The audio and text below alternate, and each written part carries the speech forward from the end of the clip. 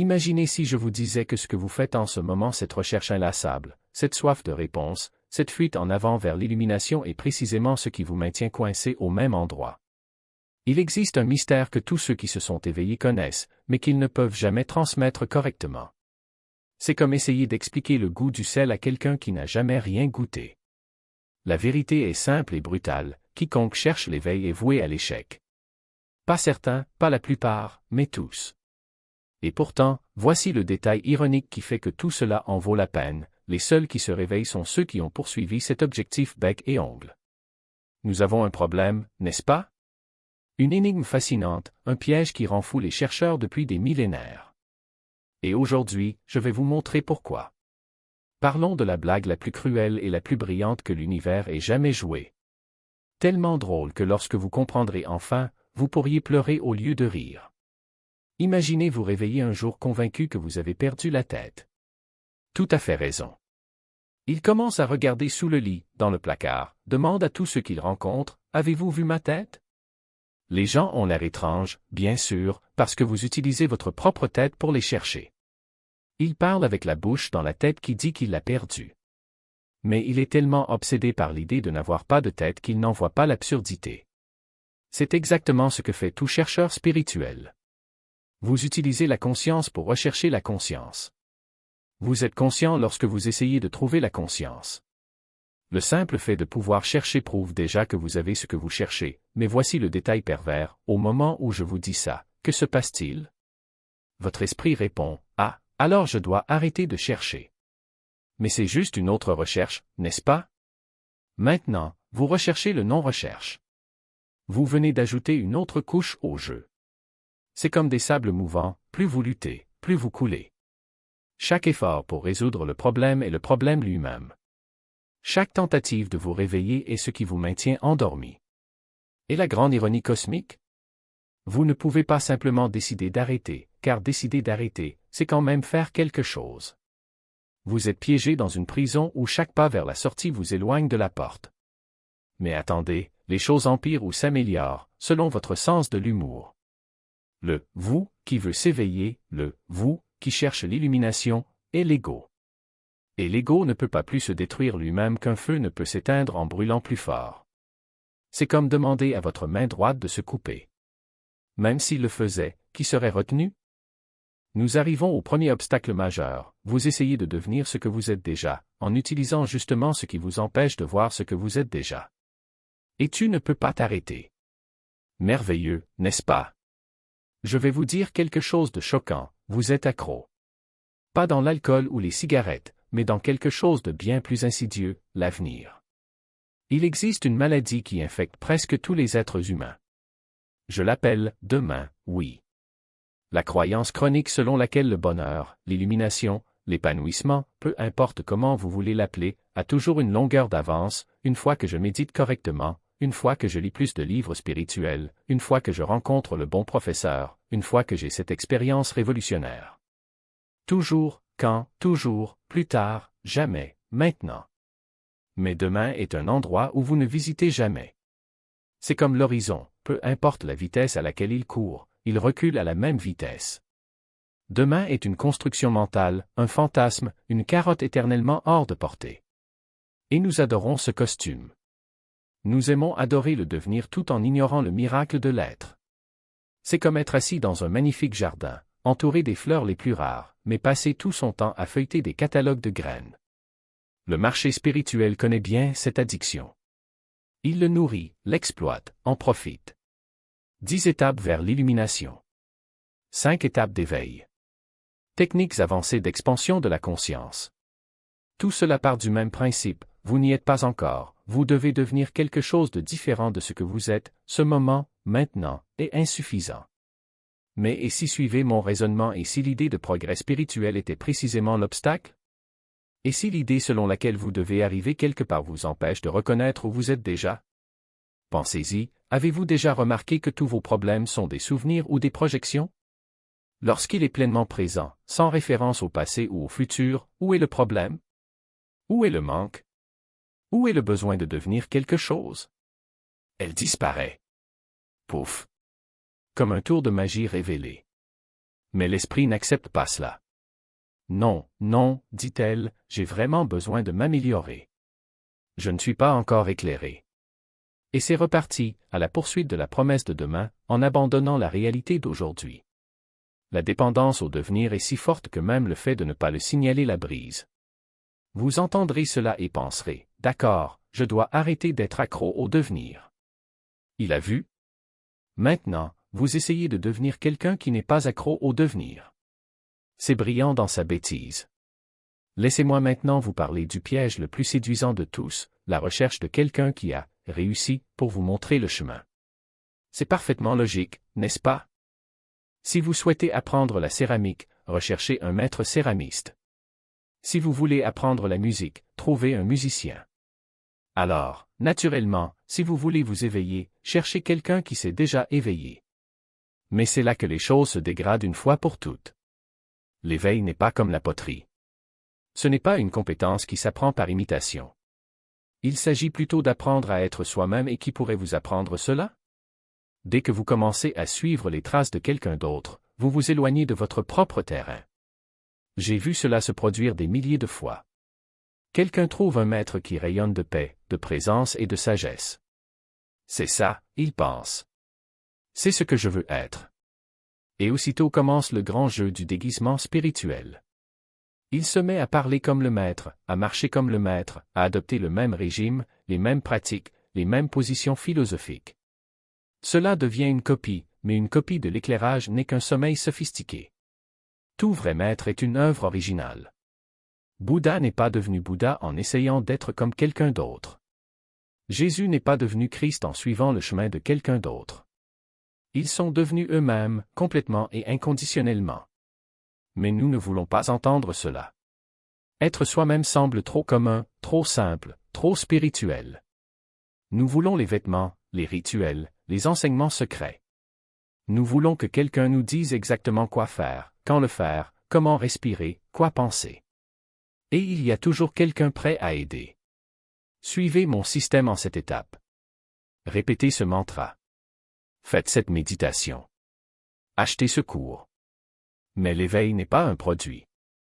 Ce n'est pas quelque chose qui s'acquiert, se réalise ou s'imite. C'est la reconnaissance de ce qui a toujours été là, caché à la vue de tous. Et la plus grande ironie?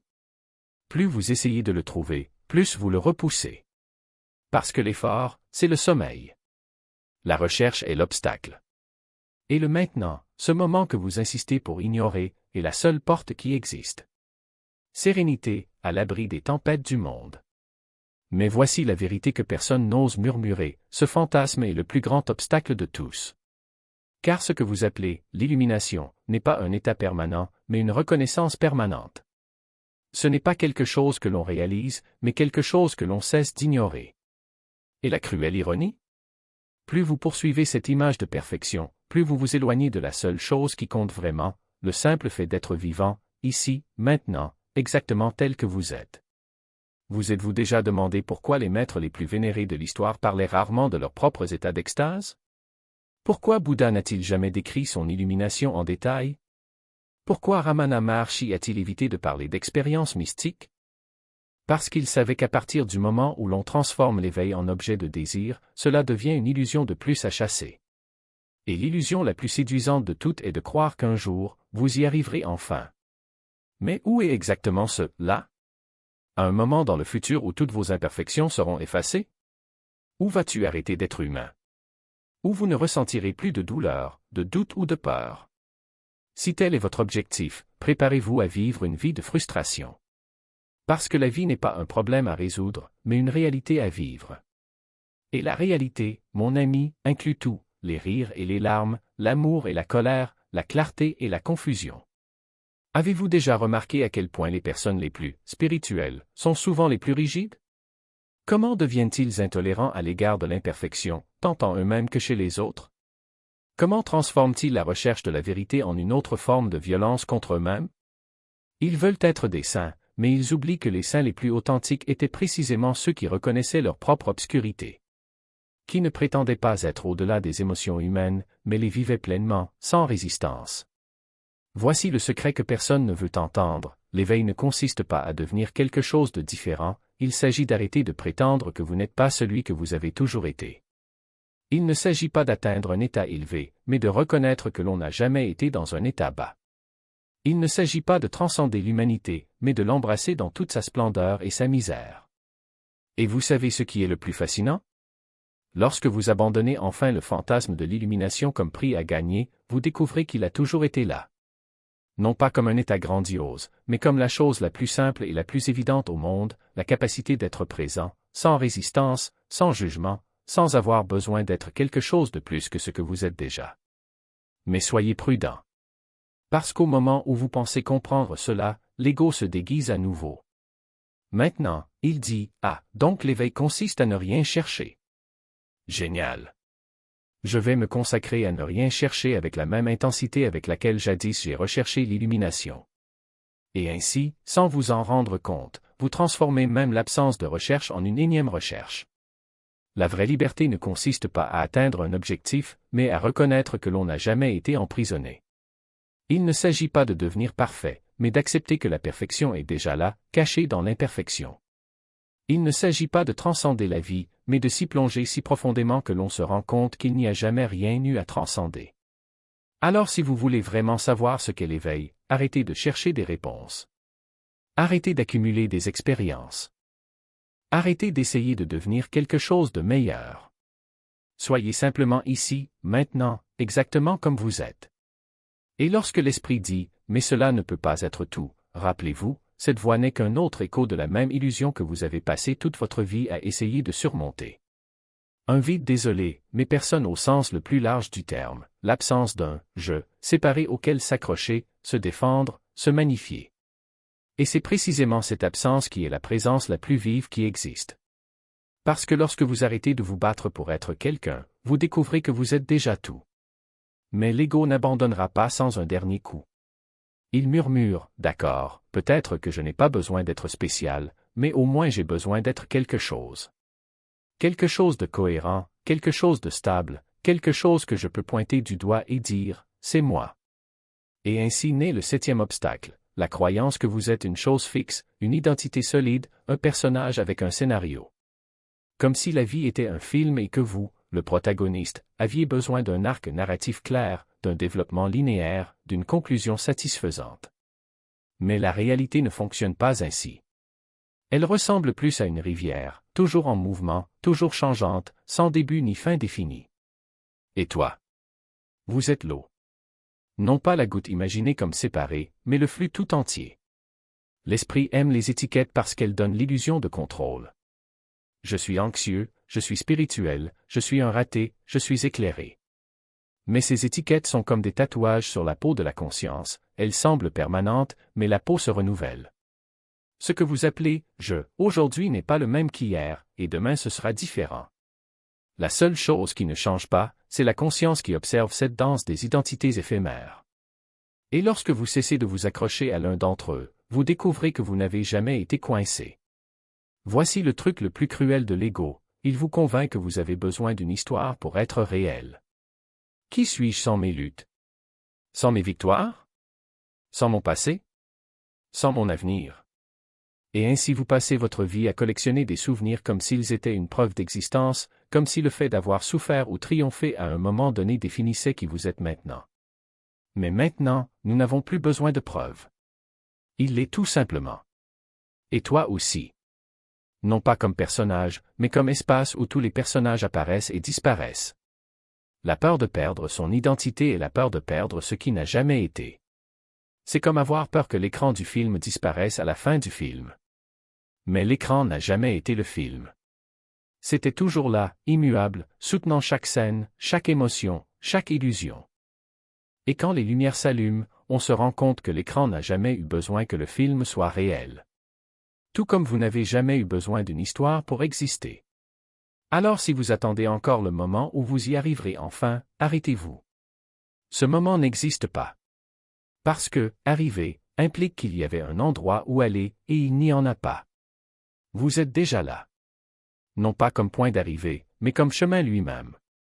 Non pas comme un état à atteindre, mais comme la conscience qui permet à tous les états de surgir et de se dissoudre. Et si, par hasard, vous ressentez cette oppression dans votre poitrine lorsque vous pensez abandonner la recherche, cette peur que sans elle il ne restera plus rien, rappelez-vous, le vide que vous craignez est le même qui permet à tout d'exister. C'est l'espace où respire la vie. C'est l'immobilité qui rythme le mouvement. C'est le silence qui rend la musique possible. La vraie liberté ne consiste pas à devenir quelque chose, mais à réaliser que l'on n'a jamais été autre chose que ce que l'on est déjà. Et le plus ironique? Lorsque vous arrêtez enfin d'essayer d'être libre, vous découvrez que vous avez toujours été libre. Non pas comme une réussite, mais comme la toile de fond de toute l'expérience. Non pas comme une récompense, mais comme l'air que vous respirez. Alors respire. Respirez simplement. Et réalisez que, dans ce simple acte, tout est déjà là. Cette sagesse qui se révèle enfin? Vous faites ce que vous avez toujours fait, vivre. Mais maintenant, il vit sans le fardeau de la recherche, sans l'illusion qu'il manque quelque chose. Vous vous réveillez le matin, buvez votre café, marchez dans la rue, travaillez, aimez, souffrez, riez et dans chacun de ces gestes, il y a une nouvelle quiétude. Non pas un silence d'absence, mais une pleine présence. Ce n'est pas que le monde ait changé, c'est que tu as arrêté de le combattre. Vous pouvez continuer à méditer, non pas pour atteindre l'illumination, mais parce que le silence vous plaît. Vous pouvez continuer à lire des livres, non pas pour trouver des réponses, mais parce que les mots dansent avec vous. Vous pouvez continuer à aimer, non pas pour combler un vide, mais parce que l'amour est l'expression de la vie elle-même. Tout devient plus léger, non pas parce que la vie n'a plus de défis, mais parce que l'on ne porte plus le fardeau d'être quelqu'un. Et quand le doute reviendra, parce qu'il reviendra, quand l'esprit murmure que vous ne comprenez toujours pas, qu'il y a encore quelque chose à réaliser, vous souriez. Non pas avec dédain, mais avec tendresse. Car maintenant vous le savez, le doute est aussi de la partie. Ce n'est pas un ennemi à vaincre, mais une invitation à se souvenir. Un rappel que, même dans les moments que vous oubliez, vous n'avez jamais cessé d'être celui que vous avez toujours été. Certains appellent cela un réveil. D'autres, gratuitement. Certains, de liberté. Mais les noms n'ont pas d'importance. Ce qui compte c'est que, soudain, l'ordinaire se révèle extraordinaire. La tasse de thé à la main, le bruit de la pluie, la fatigue à la fin de la journée, tout cela est sacré, non pas parce qu'il a un sens caché, mais parce que c'est le cas. C'est tout simplement le cas. Et vous êtes enfin là pour témoigner. Il n'y a rien à faire avec cette compréhension. Il n'y a aucun moyen de le conserver, ni de le perdre.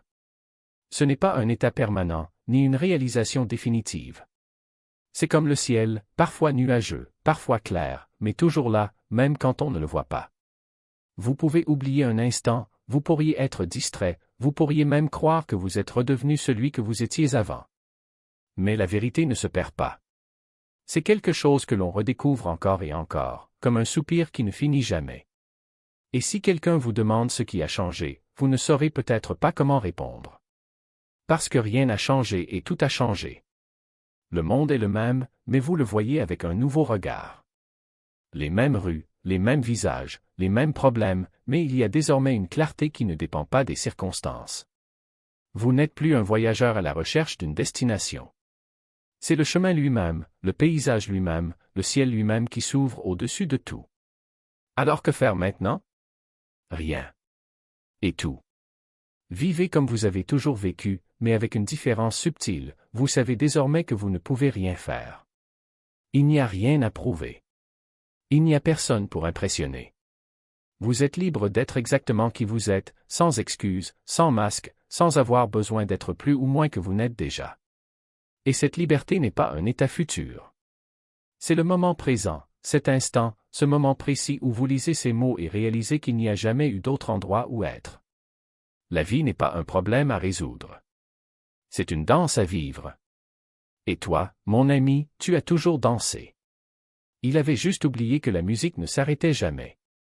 Et qu'est-ce qu'il y a dedans? Rien. Absolument rien ou tout. Peu importe. Parce que ce n'est pas quelque chose qu'il faut maîtriser, ni une doctrine à suivre, encore moins une vérité qu'il faut accepter comme dogme. C'est juste une invitation à remarquer ce qui a toujours été là, avant même de lui donner un nom. Arrêtez-vous un instant. Tout de suite. Avant que votre esprit ne se précipite vers la pensée suivante, avant qu'il ne commence à disséquer, étiqueter et classer chaque mot comme s'il s'agissait d'un autre élément de votre liste de choses à faire. Avant de juger, avant d'interpréter, avant même de penser, qu'y a-t-il ici, simplement, indéniablement, sans besoin d'explication? C'est l'espace dans lequel vous vous trouvez déjà. Vous n'avez pas besoin d'y croire. Vous n'avez pas besoin de comprendre. Vous n'avez pas besoin d'approuver. Il est là, comme le ciel qui embrasse les nuages sans s'y accrocher, comme le silence qui supporte tous les sons sans être touché par aucun. Les obstacles que nous avons explorés? Ils reviendront. L'ego est têtu, insistant, passé maître dans l'art de réapparaître sous de nouveaux masques. Mais maintenant vous avez vu le truc. Maintenant, vous connaissez la blague. Et cela change tout ou ne change rien. Et ça va. La vie continue, la danse ne s'arrête pas. Peut-être, juste peut-être, avec un peu plus de légèreté, un peu plus de dévouement, un peu plus d'émerveillement devant la beauté grandiose et absurde de tout cela. Car après tout, qu'y a-t-il d'autre à faire? Nous sommes simplement la conscience qui joue à cache-cache avec elle-même. Et vous venez d'être retrouvés.